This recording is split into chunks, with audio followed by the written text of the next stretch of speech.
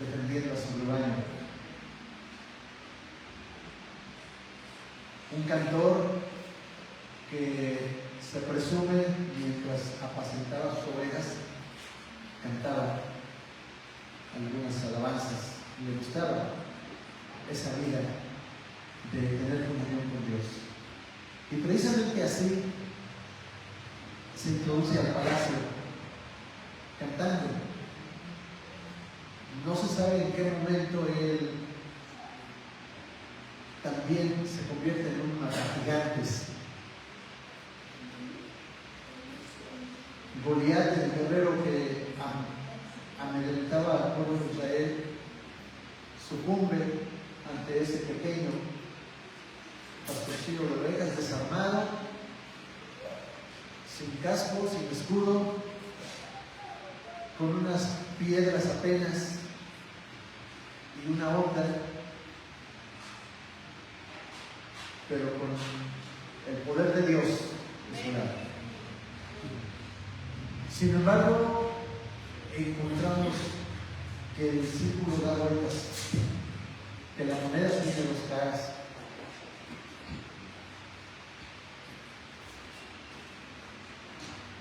Polígamo,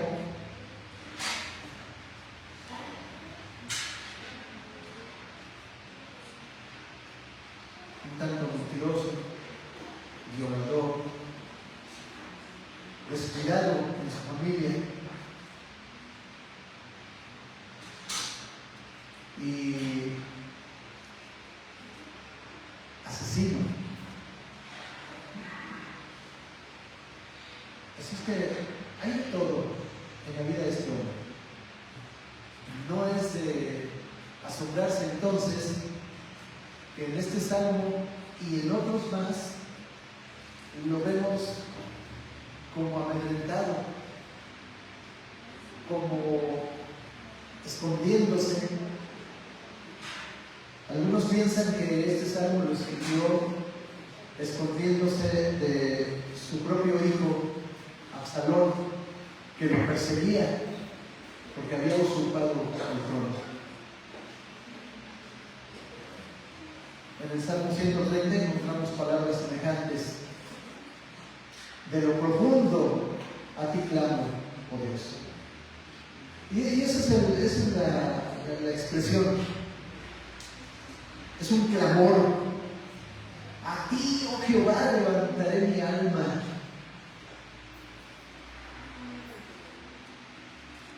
Alma es la parte nuestra, que es el asiento de sentimientos, intelecto y voluntad. Este cuerpo, como todos sabemos, es polvo de la tierra y allí volverá cuando llegue la muerte. Se reintegrará al polvo de la tierra. El Espíritu, dice la Biblia, que cuando el hombre fue formado por la tierra, Dios sopló en su nariz aliento de vida, y entonces el hombre vino a ser un ser viviente, un alma viviente. O sea, se complementó el polvo de la tierra con el soplo divino, y ese soplo es el Espíritu que Dios le está dando al hombre. Por ese Espíritu, o sea, por esa vida, nos movemos y caminamos y hablamos y nos reímos. Si no tuviéramos ese Espíritu que Dios le dio a Adán y que ha pasado hasta nosotros, no habría vida. Pero un cuerpo con vida no tiene definición. Entonces surge el alma, y el alma es el asiento del intelecto, de los sentimientos y de las emociones. Vemos en este salmo, cuando David dice: con mi alma, o con mi alma levantaré, con mi alma voy a clamar, con mi alma voy a orar.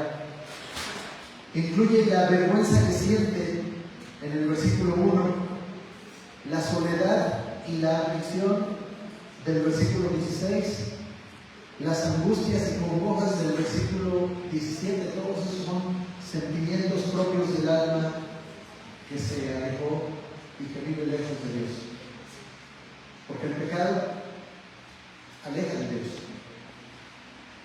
El pecado puede ser pequeñito, grandote. Incluso Santiago habla del pecado que es de muerte y pecado que no es de muerte, pero es pecado. Y todo pecado aleja de Dios. Es más, ahí mismo en Santiago encontramos aquella definición, ¿se acuerdan? El que sabe hacer lo bueno y no lo hace, ya es contado como pecado.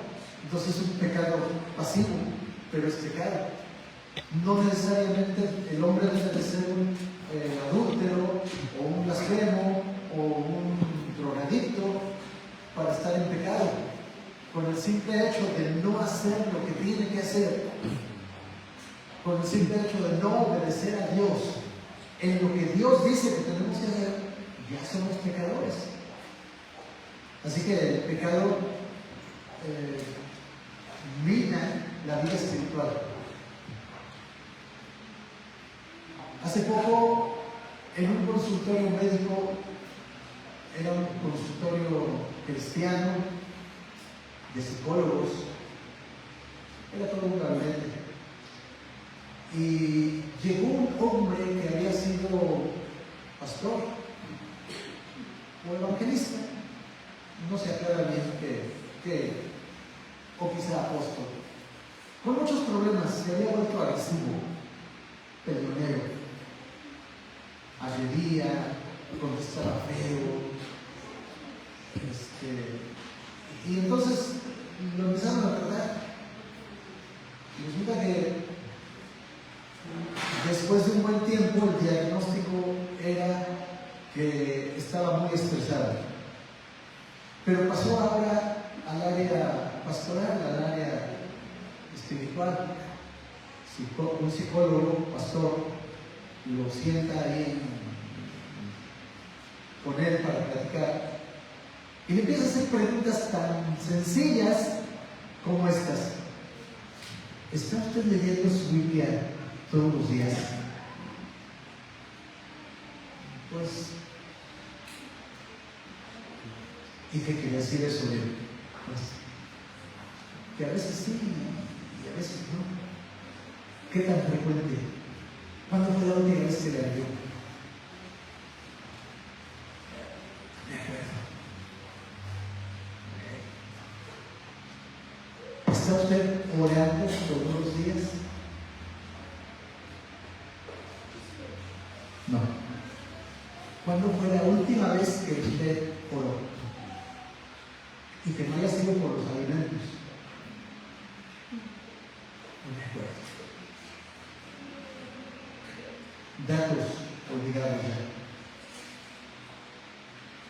Y entonces, la última etapa ya viene en la receta.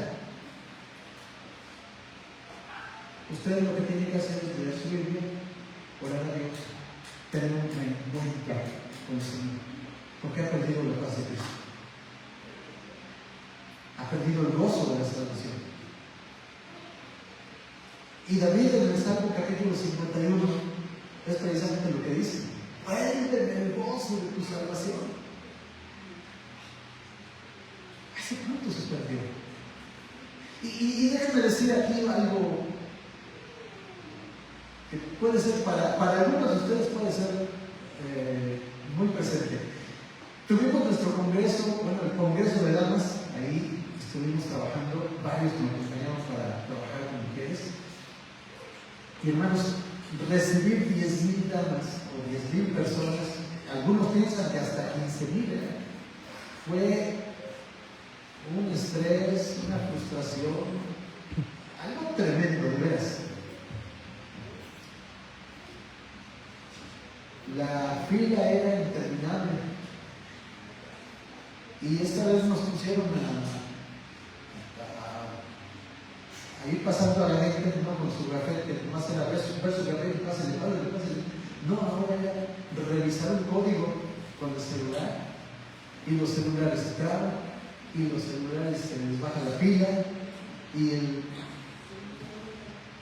cuesta trabajo leer el código porque hay que enfocarlo, porque el otro debe llevarlo con toda su luz, todo su brillo, y no lo llevaba, o las personas lo llevaban guardado, y era cuestión de pasar con el código aquí, y espérenme, voy a saca su teléfono y empieza a buscar. Entonces eso fue estresante, la gente estaba estresada, no, en algunos momentos se perdió el respeto. Ustedes pueden ver en las redes sociales, no estoy hablando de algo así como para darnos un postor nosotros mismos, ¿verdad? En las redes sociales está todo eso bien registrado. Y hasta los sugieres nos pasaron a traer que debemos mejorar el carácter, todo estaba estresado. El estrés roba la paz. Y si uno no acude a abrazarse del Señor, a llorar delante de Dios y decirle: Señor, ayúdame, ya no puedo. Hermanos, yo creo que muchos hasta se desconvirtieron por ahí. O tuvieron un lapsus trenes de 5 minutitos. ¿Verdad? Algunos estaban orando: Señor, dame paciencia, dame un garrote ya.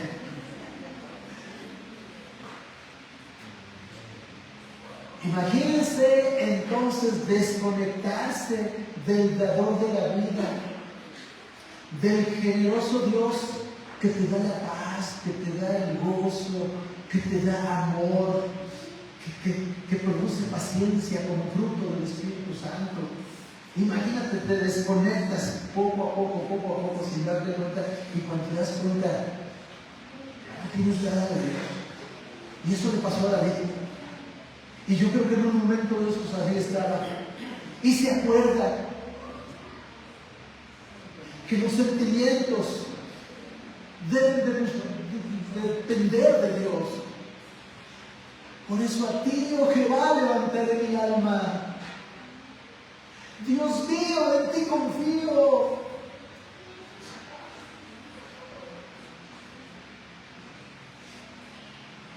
Hermanos, nos encontramos aquí también, hablando del alma, que el rey David, que sabe mucho, es un estadista, es organizado, es sabio, es un estratega militar tremendo. Pero en el versículo 4 y 5, que ya leímos: muéstrame, oh Jehová, tus caminos, enséñame tus sendas, encamíname en tu verdad y enséñame. Está declarando: todo lo que sé no me sirve si tú no eres el que me enseña. No me confío en mi estrategia, no me confío en lo que sé, en mis habilidades, en mis conocimientos, en mi experiencia. No, quiero depender de ti. Enséñame, muéstrame. Tú dime qué debo hacer. Si debo sentarme o debo levantarme. Si debo ir a pelear o debo hacer la paz con el enemigo. Tú enséñame, porque mis estrategias ya no me sirven en este momento. Desconectado de Dios, cometemos tantos errores. O soy el único. Y para desconectarse de Dios es así, un descuidito. Imagínate entonces un descuidito al cual no se le puso atención, y sigue otro y otro y otro y otro. Vean la historia de David. Él un día se le ocurre ir a la guerra. Y pues que vaya a jugar. Yo me quedo aquí a descansar. Y comienza a revisar el palacio. Yo no sé si ya él tenía un plan. No lo sé. No puedo acusarlo. La Biblia no lo dice. Pero ves, la familia vecina, el esposo era guerrero y se fue a la guerra.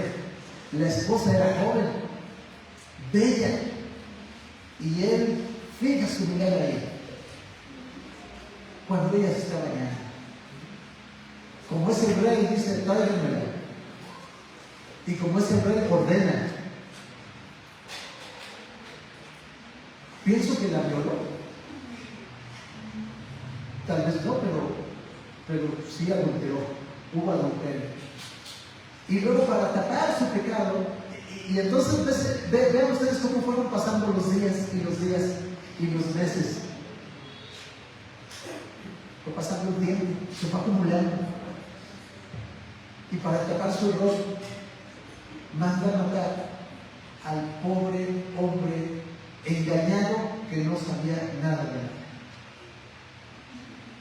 Asesino. Se acumuló un pecado sobre otro pecado. ¿Cuál era peor? No sé. Un pequeño descuido y hasta donde. Hermanos, pero él dice entonces: muéstrame, oh Jehová, tus caminos, enséñame tus sendas. Quiero reconciliarme contigo, quiero reencontrarme con mi Salvador.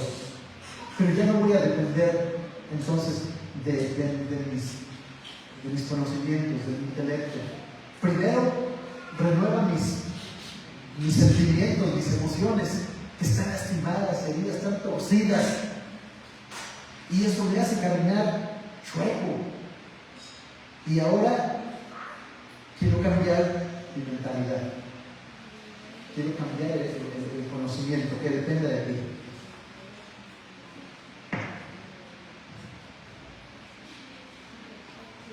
David reconoce su necesidad de salvación, pues en su condición de hombre, él ahora entiende que es vulnerable ante sus propias malas decisiones. Y sus decisiones, que son parte de su voluntad, ya no las quiere él manejar por sí mismo. Ahora quiere depender de Dios. ¿Cuántas decisiones tomamos todos los días? Déjenme decir, hermanos, que ninguno de nosotros es manipulado por una tercera persona. Hay quienes han aprendido a decir: me obligó. Bueno, creo que la gran mayoría hemos aprendido a decir: por culpa de. Así pues, el adúltero cometió adulterio por culpa de la esposa, porque no lo atiende al pobrecito, lo descuida. Y entonces no le queda otro remedio que adulterar. Él está tomando la decisión de ser un adúltero. No sé si me expliquen, pero nosotros somos los que decidimos pecar o no pecar, sucumbir ante la tentación o guardarnos. Imagínense a José, el soñador, el profeta que le interpreta los sueños al panadero, al copero, al rey, al faraón. Cuando está solo con una dama de la alta sociedad que es su patrona y que le dice: acuéstate conmigo. Y dice: no. Una y otra vez dijo no. Lo quiso obligar y él huyó. Dejó su ropa ahí. Y eso ocasionó que lo acusaran de que intentó violar a la mujer. Miren, aquí tengo sus ropas porque lo calé y grité y él huyó. Y él enfrentó la cárcel. Prefirió estar en la cárcel antes que caer en tentación. Que Dios levante a muchos José. Yo quiero ser un José. ¿Cuántos de ustedes quieren ser fuertes ante la tentación? Amén. David ya no pudo ser fuerte ante la tentación porque se iba desconectando. Por eso ahora quiere renovar todo. Sus decisiones incluso las quiere poner en las manos de Dios.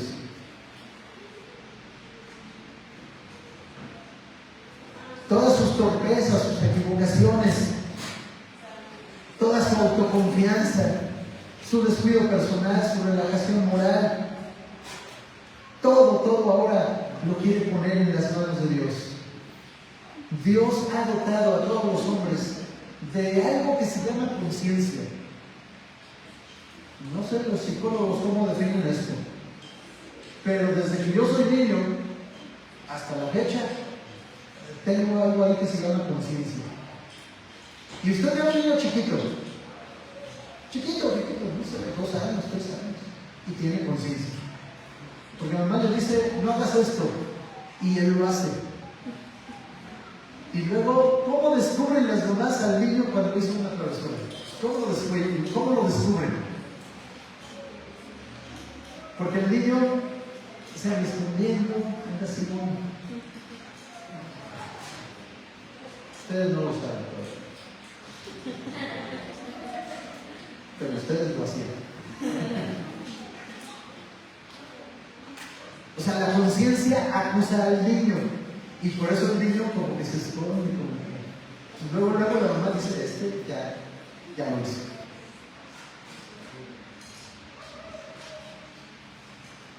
Santiago capítulo 1, bueno, todo esto, mis hermanos, se va enredando, se va haciendo más grande como una bola de nieve. Y entonces el apóstol Santiago dice, cuando precisamente llega esa vocecita, estoy hablando de alguien que no es cristiano o que está lejos de Dios, de todas maneras tiene conciencia. Si no es el Espíritu Santo que nos está redarguyendo, pero por lo menos hay conciencia. Y entonces el apóstol Santiago nos dice que cada uno es tentado cuando de su propia concupiscencia es atraído y seducido. Entonces la concupiscencia, después que ha concebido, da a luz el pecado, y el pecado, siendo consumado, da a luz la muerte. Santiago 1, 14 y 15. También el apóstol Pablo, Efesios 4:30 dice, no contristéis al Espíritu. Y cuando hay una conciencia, o está el Espíritu Santo redarguyendo, pero a pesar de eso lo hacemos, pues no nos queda otra que reconocer lo que dice Salomón en Proverbios capítulo 22, versículo 15, que la necedad está ligada al corazón del muchacho. O sea, la necedad, la rebelión, está ligada al corazón humano, especialmente en los jóvenes. Pero yo que tengo más de 40 años como ministro del Evangelio, me doy cuenta que no somos jóvenes, somos todos. Hay necedad, hay obstinación, y eso provoca pecado, y el pecado, siendo consumado, da a luz la muerte.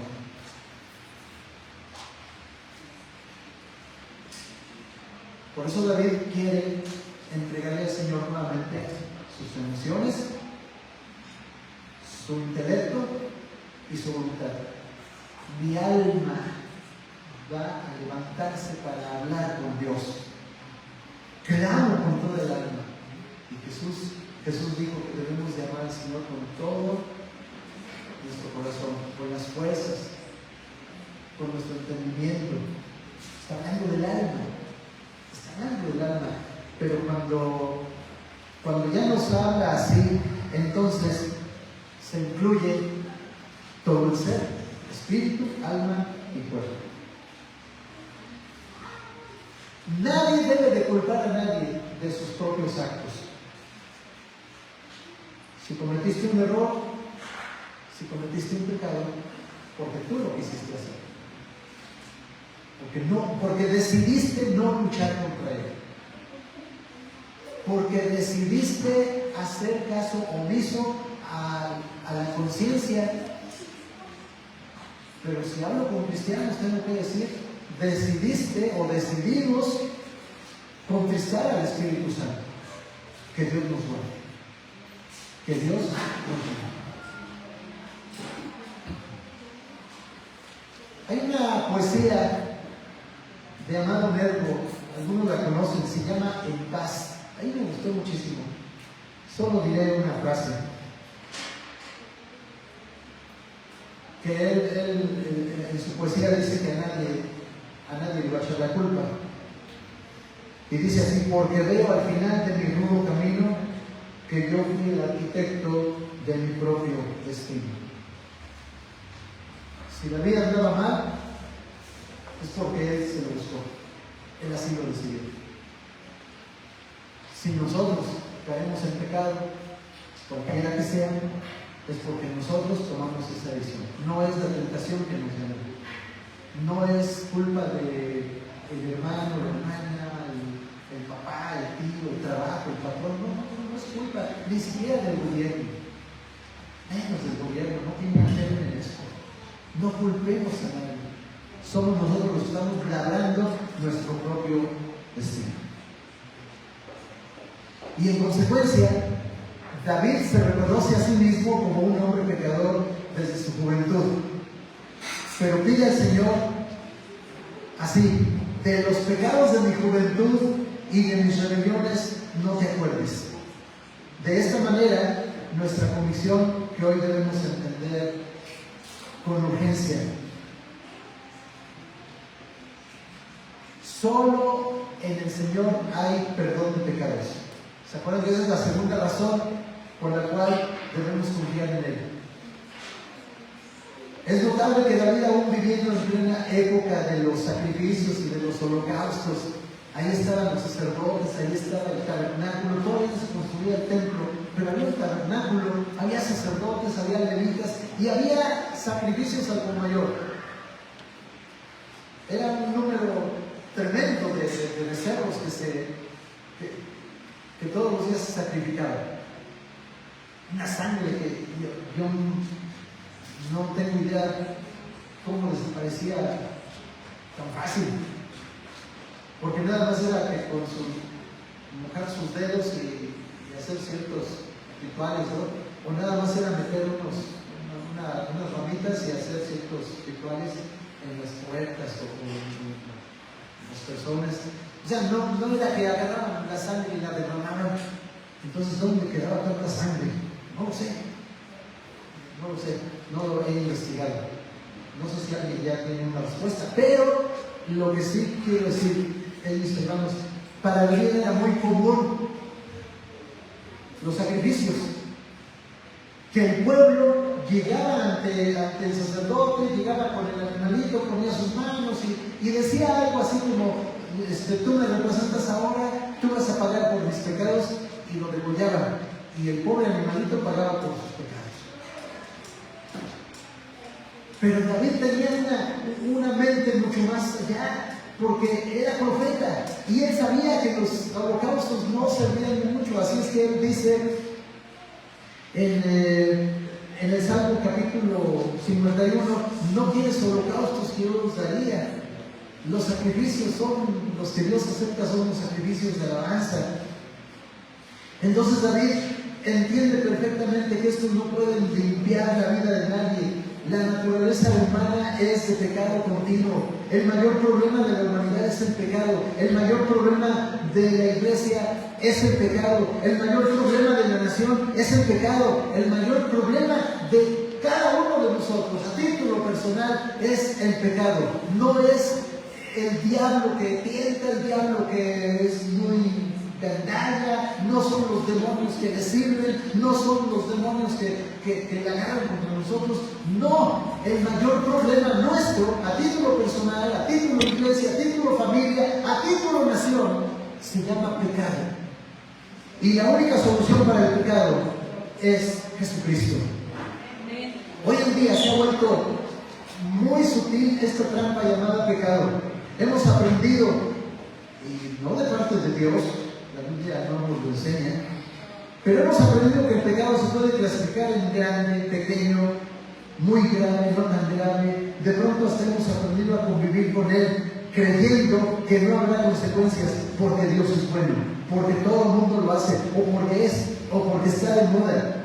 La conciencia está adormecida y en muchos casos ya está caracterizada. Nos congregamos con alguna frecuencia, entonamos alabanzas que hablan de adoración. Nos gustan mucho las que no comprometen nada, solamente se dice aleluya, aleluya, y entramos en una especie de trance espiritual. Así nos ven, al menos desde el mundo, así nos ven, y parece que estamos entrando en comunión con Dios.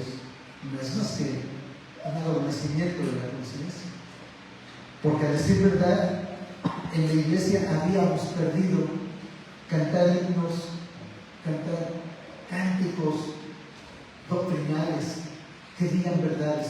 Hoy lo estamos renovando aquí en Filadelfia. ¿Se han dado cuenta de eso? Sí. Estamos cantando muchos himnos doctrinales, muchos cánticos que nos hablan. Por ejemplo, cómo me encanta a mí y me hace llorar. Mis culpas son muchas, tu gracia es mayor. Y me aferro a la gracia del Señor, pero reconozco que soy culpable. Quien no lo hace es quizá por cabezón, ¿verdad? Pero podemos aferrarnos a la gracia del Señor. Y esta mañana Pablo lo como una invitación: acérquense a la gracia, pidan perdón, pidamos perdón, humillémonos bajo la poderosa mano de Dios. Él nos exalta, Él nos exaltará. Mis hermanos, ahora mismo hay muchos que han dado tímidamente algún paso para reconciliarse con Dios, guiados por algún evangelista, guiados por algún pastor o cualquier otro ministro. Han hecho una oración, lo que llaman la oración del pecador. Acepto a Jesucristo como mi Señor y Salvador, y desde ahora soy salvo y soy hijo de Dios, y eso está magnífico, esto es glorioso. Yo invito a la gente a que acepte a Cristo como su Salvador, y yo le invito a usted a que acepte a Cristo como su Salvador. Y a muchos en ocasiones les he dicho, porque me dicen: es que yo ya acepté a Cristo. Pues vuelve a pasar al altar y vuelve a aceptarme. Acéptalo 2, 10 veces, no importa cuántas veces. Ven y confiésalo: Señor, quiero que sea mi Salvador. Porque lo que hace falta es dar un paso más adelante. ¿Qué paso hay que dar? El paso de la llenura del Espíritu Santo. Hay que dar un paso de meternos en el secreto del Señor. Hay que dar un paso más en buscar comunión. Esta es la tercera razón por la cual David dice: a ti, oh Jehová, levantaré mi alma. Debemos de tener comunión con Él. No nos debemos de conformar con ser evangélicos nominales. Es decir, cada 8 días asisto a misa y tomo la Eucaristía. Eso no se quiere. Pero ya parece que lo hacemos. Santo. Cada 8 días venimos a la iglesia, levantamos las manos y ya. Y salimos a la calle y ya se nos olvidó hasta lo que se nos predicó. Ya no nos volvemos a acordar de la Biblia, de la oración, de alabar al Señor, de cantarle alabanzas. Yo quisiera que aprendiéramos a entonar alabanzas cuando estamos ahí en lo secreto. A mí me gusta mucho cantarle al Señor. Yo canto. Y me gustan ciertos himnos, y yo solito los canto. Algunos no son muy comunes, y si me pongo a cantarlos delante de ustedes, no los conozco. Y van a decir: ¿de dónde se acuerdan estos? Son himnos viejitos. ¿Qué querían que yo cantara? Himnos viejitos. Ustedes cantan himnos jóvenes porque son jóvenes. Pero hermanos, quiero decirles, miren, del versículo 13 al 21 se enfatiza mucho en esa comunión con Dios. Mis hermanos, no solo hay que ser salvos, sino tener comunión con el Padre, con el Hijo, con el Espíritu Santo. Cuando el hijo pródigo regresó a casa después de haber pasado las decaídas ya, que tenía mucha hambre y que estaba muy sucio y olía a cerdo, pues él dijo: me levantaré e iré a la casa de mi padre, porque allá hasta el jornalero más humilde come mejor que yo. Me conformo con ser un jornalero, pero quiero estar en la casa de mi padre. Y ese plan llevaba. Y yo aquí les tengo que decir, no regresó a la casa de papás por amor. ¿Se han dado cuenta de eso? Jamás dijo: ay, extraño a mi papá, yo quisiera otra vez estar cerquita de mi papá. No mencionó eso.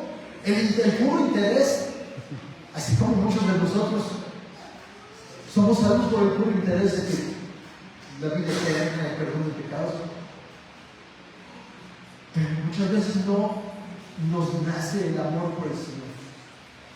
Pero miren cómo llegó. Y el papá lo ve, ¿y qué dijo? Está bien, búscate por ahí un chiquerito, tú que ya estás acostumbrado, ¿verdad? Por ahí búscate un chiquerito que sea de ovejita, pues es chiquero, ¿verdad? Y ahí mire ahí, y vas a comer. ¡No! ¿Qué hizo papá?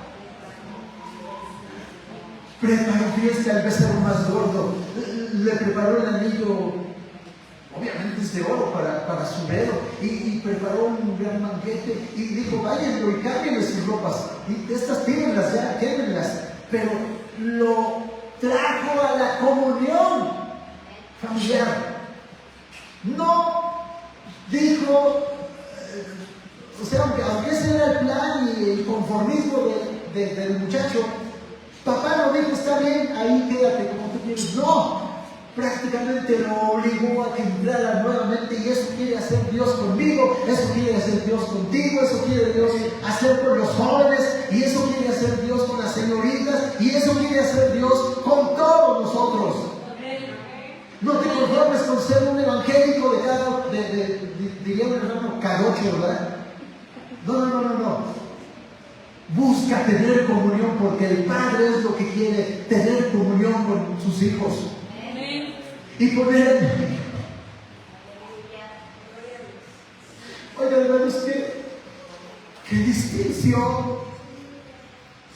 Yo siempre he pensado que no merezco estar aquí. Siempre he reconocido que mi pecado me descalifica, siquiera para ser cristiano. Y siempre he dicho: no les platico mis pecados, no me pregunten, no se los voy a decir. Me amparo en Romanos capítulo 5, donde el apóstol Pablo dice que hicimos cosas tan vergonzosas que nos da vergüenza. Hay quienes sí presumen: yo era esto, yo era aquello, le jalaba las orejas al perro, pateaba al gato, no. Pero es un montón de pecados. Yo no, a mí me da vergüenza. No merezco estar aquí. No merezco ser hijo de Dios. Pero es su gracia. Amén. Gloria a Dios. Mis culpas son aquí. Su gracia está yo. Aleluya. Él quiere tener comunión. Jesús les dijo a sus discípulos: ya no los voy a llamar siervos. ¿Se acuerdan? Ahora, ¿cómo los voy a llamar? Amigos. Quiere tener comunión. Cuando el salmista dice: a ti, oh Jehová, levantaré mi alma, está expresando la necesidad de un hombre que está necesitado de ayuda urgentemente, y que se da cuenta que nunca podrá levantarse por sí solo, que se da cuenta que ese pecado que lo ha esclavizado por años no lo puede dejar. Está anquilosado a su propia alma y no lo puede dejar. Sabe que está mal, sabe que comete pecado todos los días, todas las noches, sabe que entrar a esa página es pecado delante de Dios, pero no puede evitar.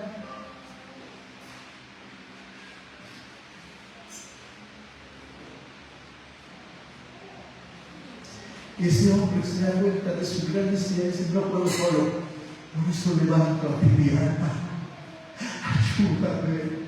Es el hombre que trae toda su angustia, dolor, congoja, para cambiarlo por el gozo, la paz y el amor que solo Cristo puede darnos.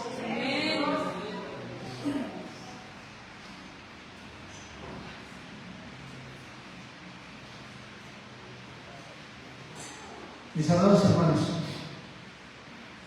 es necesario que le conozcamos más.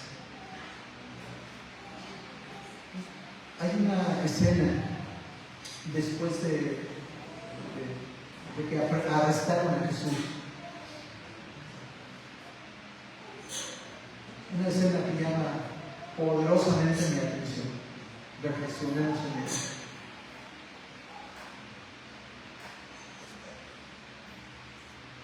Había un hombre llamado Simón,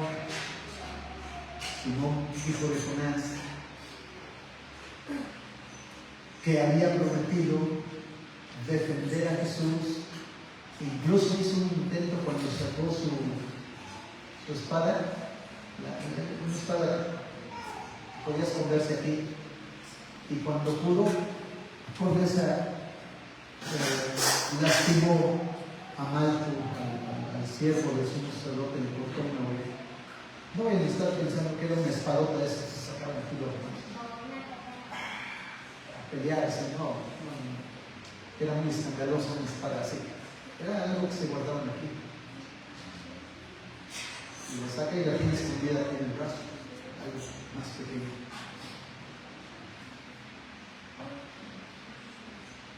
Y cuando ya llegó el momento de la verdad, sí seguía a Jesús, pero, dice la Biblia, de lejos. Y a mí me llamó la atención eso. Muchos hermanos hoy siguen al Señor de lejos. Nos agrada Jesús. Nos agrada lo bonito, lo hermoso de su presencia, cuando sentimos hermoso de estar orando a Él, nos agrada las alabanzas, nos agrada que nos hablen de Él, pero no queremos compromiso.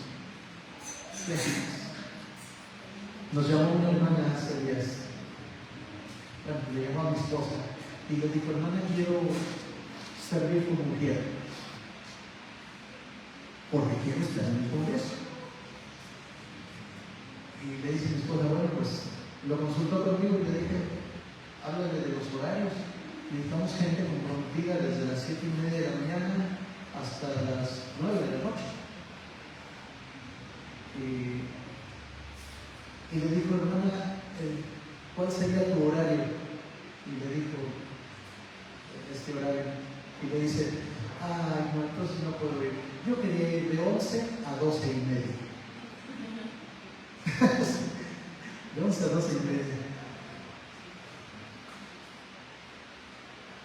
Hay veces que no le damos tiempo al Señor ni en el culto.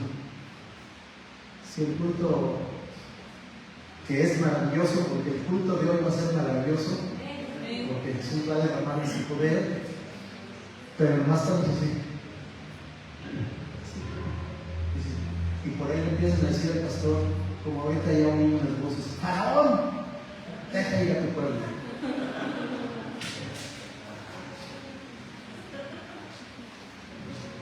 Y si no pueden dedicar un tiempecito en el culto al Señor, yo siempre me pregunto: ¿le dedicarán tiempo a su Biblia, a la acción? Que el Señor nos ayude a sumergirnos en el río de su Espíritu. Que el Señor nos ayude para que todas nuestras emociones que están torcidas, que nos han llevado al estrés, vamos con el Señor a ahí vamos a cambiar. No necesitaríamos psicólogo, no necesitaríamos terapeuta si aprendemos a meternos en el secreto del Señor. Si aprendemos a levantar nuestra alma delante de Dios. Dios sigue buscando a un hombre que haga vallado entre él y la tierra. Dios sigue buscando hombres que quieran estar con él. Dios, el Señor Jesús llamó a 12 para que fueran sus discípulos, pero dice Marcos capítulo 3, versículo 14, para que estuvieran con él. Y muchos, como yo cuando era joven, pensaba en determinado momento en ser pastor. Y yo decía, cuando ya estaba a punto de terminar el instituto bíblico, ¿a dónde me querrá el Señor? ¿Me querrá como pastor? ¿Me querrá como maestro? ¿A dónde me querrá ubicar el Señor? Porque ya estoy casi preparado. Y se me olvidó ese detalle que a muchos se les olvida. Dios no necesita de mí. Dios me llama para que esté con Él. Y si ese llamamiento no lo tomo en cuenta, hermanos, no sirvo para nada. Dios nos ha llamado para que estemos con Él. Él sigue buscando hombres y mujeres que quieran estar a sus pies, escuchando cual María, y no ocupados en mil cosas como Marta. Y no es que sea malo lo que hacía Marta, es que María se eligió la mejor parte.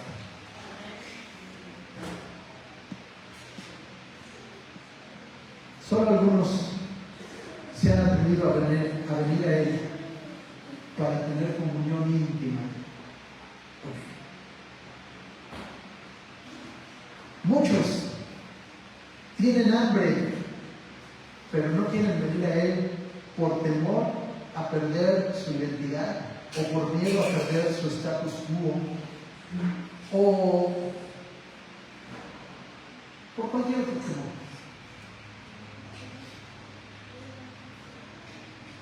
No tengo el tiempo,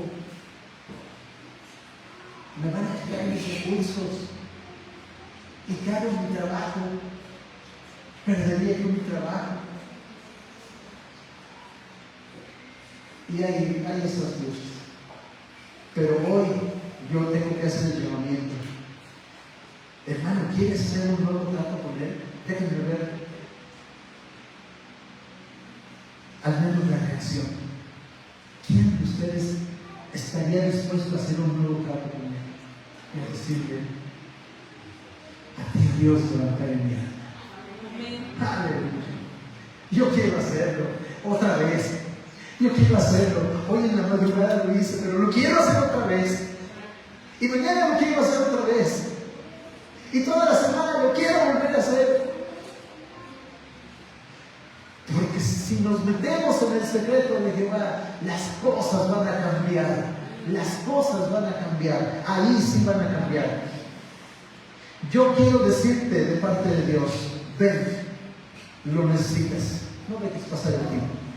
Deja que tu alma hable hoy con Dios. Verás que se ha perdido mucho tiempo por la timidez, por el miedo, por la duda. Hoy es el día de decirle, a ti, oh Jehová, levantaré mi alma. Póngase de pie. Y si hay alguien que esta mañana o esta tarde dice, yo quiero renovarme con el Señor, yo me siento muy estresado, yo me siento cansado, yo ahora siento que no me he repuesto del Congreso, ahora siento que estoy dando malas respuestas, ahora siento que estoy muy cansado, que necesitamos a Cristo.